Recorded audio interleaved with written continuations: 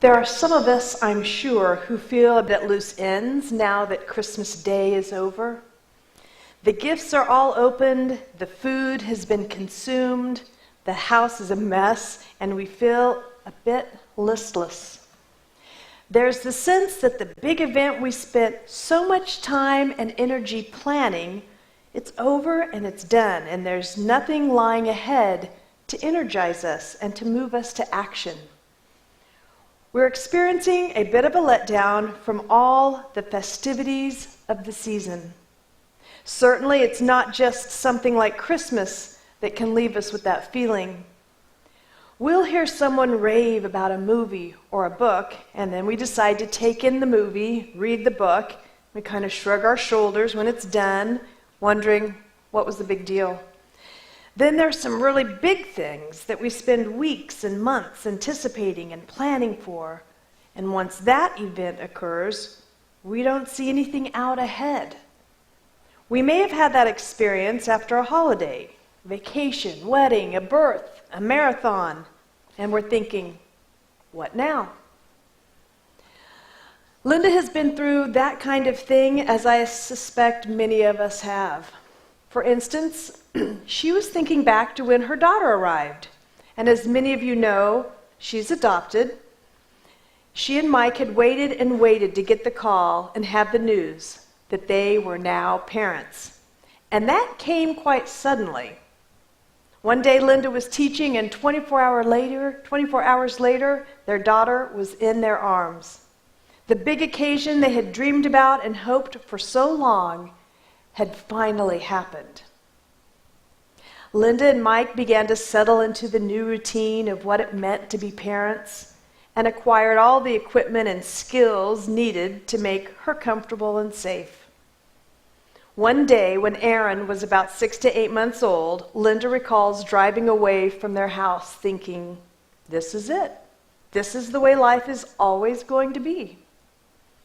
Well, in some ways, I wonder if that might have been what Joseph was thinking in the Bible passage we have. Now, this is from Matthew's Gospel, and you know that the writer of Matthew tells the story of the birth of Jesus from a different perspective than that told in Luke's Gospel. Here, the central figure is Joseph and his response to the coming of Jesus. This story tells of the wise men coming to find the baby and bringing gifts to honor him. Then Matthew tells of the family having to flee to Egypt to avoid the wrath of King Herod. Finally, Joseph gets the word that it's now safe for him and his wife and child to return to Israel. And that's where our brief Bible passage comes in. And it reads like this. You can read along there with me. Joseph was directed in a dream to go to the hills of Galilee. And on arrival, he settled in the village of Nazareth. The move was a fulfillment of the prophetic words, "He shall be called a Nazarene." Well, this particular passage was chosen primarily because it seemed that this was the way life was to be. We read that upon arrival, Joseph and the family settled in the village of Nazareth. They were at the point when this was what life for them was expected to be. No big events, no monumental happenings, just life as usual. Well, who knows? They might have even experienced a bit of a letdown after all the excitement of a new baby, traveling to distant lands to arrive to a life that was routine and normal. Whenever we've been through a significant life event and things return to normal, or we reach a new normal, we can feel a bit of a letdown. Linda recalls how she felt after Aaron's wedding. In her words, it was almost like a grief experience because the activity level changed dramatically. The wedding book could be put on the highest shelf, never to be opened again. That event in that way would never happen again. The energy and time and effort that were devoted to it were done. There was an emptiness that encased me in a way I hadn't expected.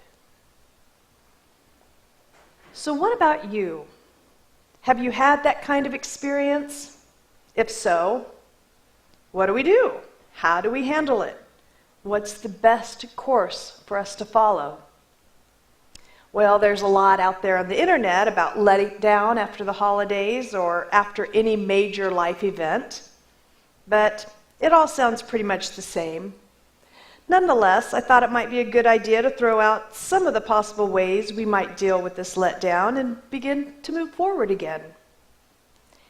It might be good to realize that there's both a sense of relief and sadness when an event is over.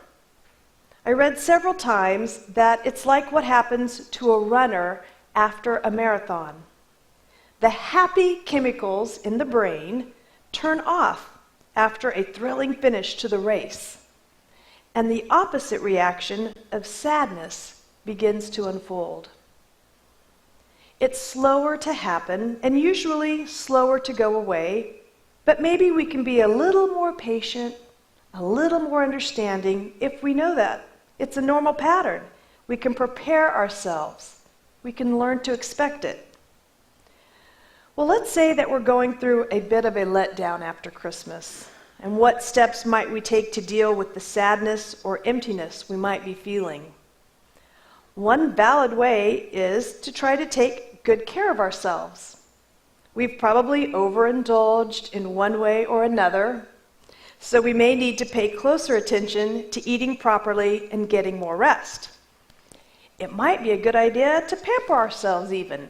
If possible, just take a break. Allow time to do nothing. Just veg. If we do take a break, we may find that we reflect on what has happened in a different light. Maybe we can come to a new appreciation of the beautiful memories that we created. If there were issues, we might come to a better understanding of why they occurred and how we might deal with them better in the future. As someone said, hindsight is 20/20, and it helps us sort things out if we just take the time to do so. Another way we might deal with the post-holiday letdown is to create a future with, say, a trip, arrange a gathering with friends and family, or deciding to use the time ahead to do something new and different. Maybe it's learning a new skill, or meeting new people, or starting a class. Maybe it's a matter of determining the next holiday on the calendar and finding a special way to celebrate it. After all, we have Valentine's Day and St. Patrick's Day, and they're not far away. They might kind of warm up this cold winter. But it doesn't just have to be about holidays that are on the calendar. Maybe we need to revise our attitude and remember to treasure the special people in our lives and the good that comes to us each and every day. If we remember that each day is precious and holy, it might give us a new way to look, to live today and tomorrow. It isn't just normal or routine. It's a one-of-a-kind day that won't come this way again. How can we be more alert and take it all in as much as possible? Each day can be a cause for a celebration if we choose to think of it that way. In fact, I wonder what it would be like if we decided to make every day Christmas Day and every season like the Christmas season. What would it be like if we kept helping others, not just at Christmas time? Families are still struggling. They're still hungry. We need to continue to help out with food. And those household essential baskets that we made for Christmas, it's wonderful, but they will run out. The need will still be there in a few months.